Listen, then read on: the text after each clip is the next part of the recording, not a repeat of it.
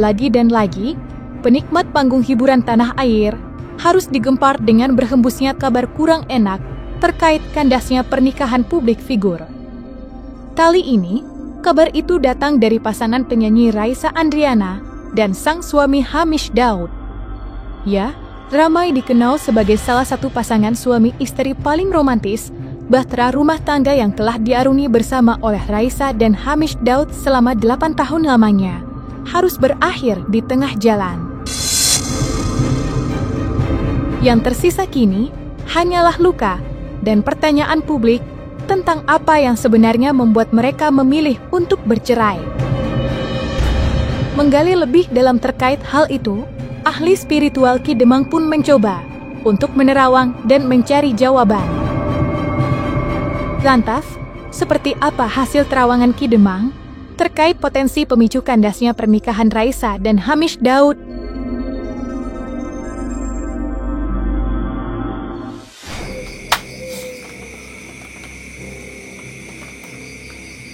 Penyebab perceraian ini seperti pihak ketiga, dan Raisa pun sudah tahu sejak lama.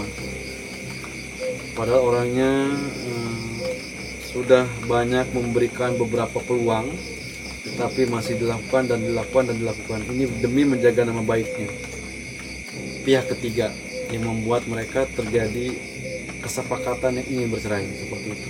Lebih banyak di luaran sana ada komunikasi dengan perempuan, dan Ki Demang tidak melihat berbahasa yang tadi, tapi ini lebih ke arah sudah tidak ada komunikasi dengan baik. Mereka berdua ini sudah tidak ada komunikasi dengan baik. Jadi perempuan adalah orang yang poin, laki-laki adalah orang yang manja. Laki-laki membutuhkan belayan kasih sayang, manjaan, sapaan, tetapi perempuan adalah orang yang sudah capek, lelah dengan kelakuan dan karakternya seperti itu.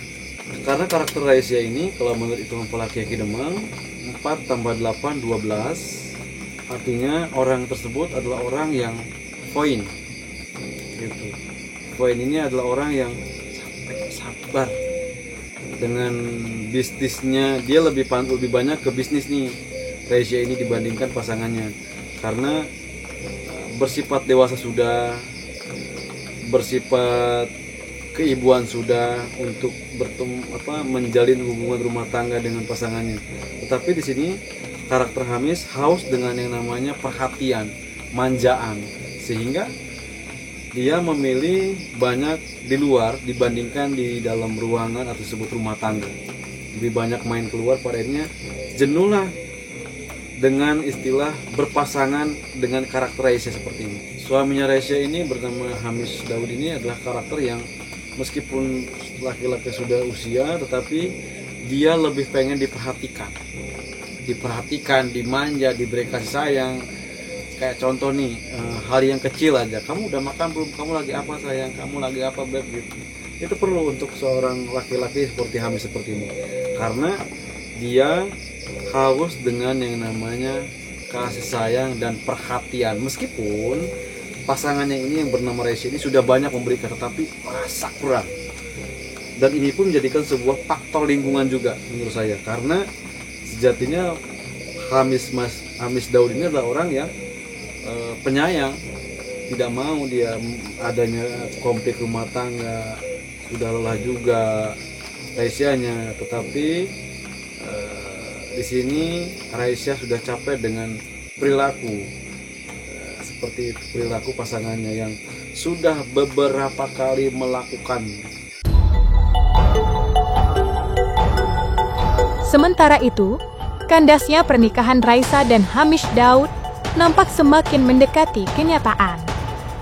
Pasalnya, kala dikonfirmasi pada tanggal 23 Oktober 2025 kemarin, Humas Pengadilan Agama Jakarta Selatan pun membenarkan bahwa Raisa telah resmi melayangkan gugatan cerainya pada sang suami pada tanggal 22 Oktober 2025. Tak hanya itu, jadwal diselenggarakannya agenda sidang perdana perceraian mereka pun telah ditentukan akan jatuh pada tanggal 3 November 2025. Namun, pihak Pengadilan Agama Jakarta Selatan nampak enggan untuk membeberkan apa yang menjadi alasan keretakan rumah tangga mereka. Lantas, seperti apa penjelasan Humas Pengadilan Agama Jakarta Selatan terkait hal tersebut?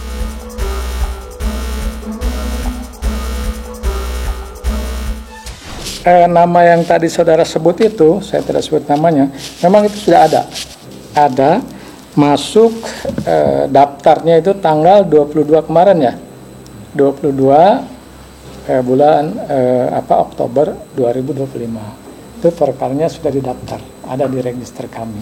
Kemudian sidang pertama nanti itu tanggal 3 November. Tanggal 3 November 2025. Jadi gugatannya cerai talak, gugat cerai atau talak cerai Pak? Gugat cerai. Oh berarti pihak perempuan yang mengajukan Pak ya? Iya.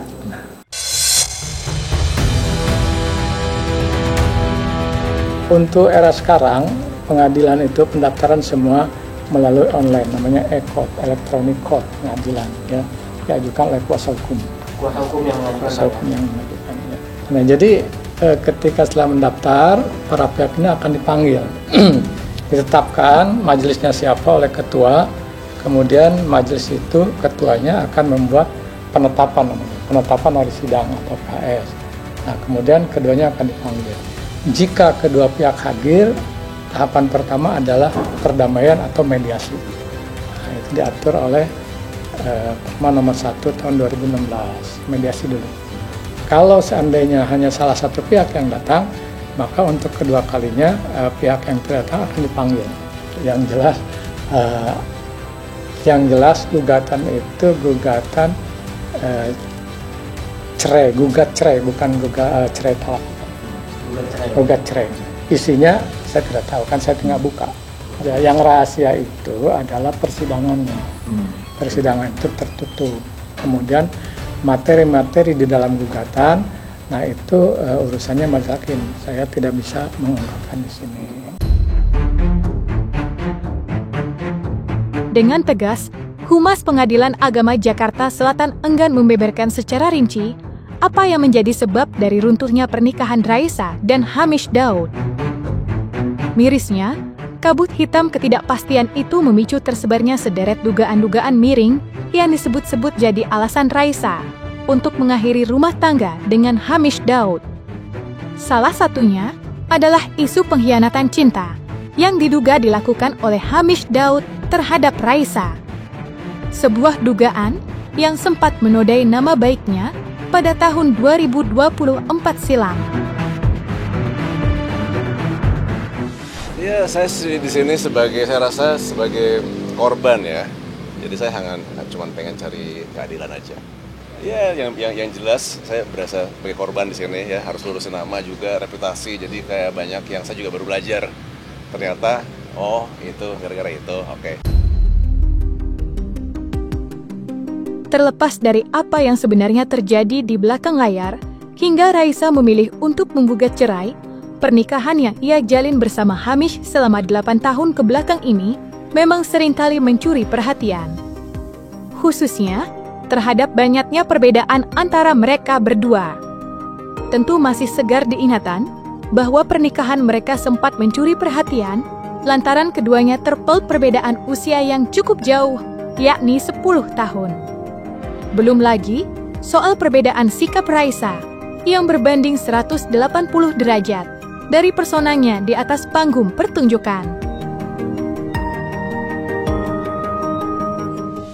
Ya, kita beda 10 tahun. Okay. Jadi setengah jokes saya dia nggak ngerti. Nggak ngerti ya, that's jokes ya.